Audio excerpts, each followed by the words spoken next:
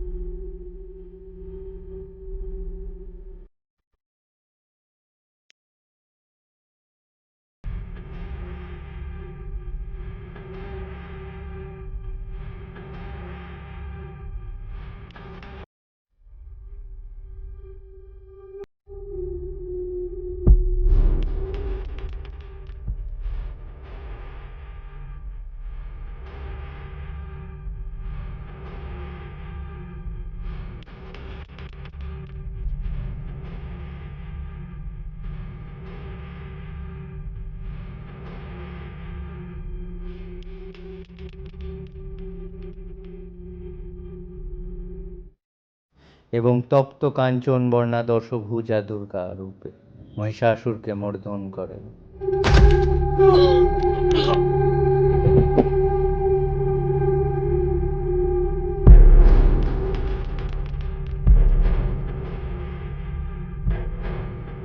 তবে মহামায়া দুর্গা তার পরম করুণায় মহিষাসুরকে আশীর্বাদ করেন যে যখনই দুর্গাপুজো হবে সেখানে মহিষাসুরের উদ্দেশ্যে কিছু নিবেদন করতে হবে। শেষে কিন্তু তিনি মহিষাসুরকে নিজের পায়ে ঠাঁই দিয়ে তাকে মুক্তি দিয়েছিলেন।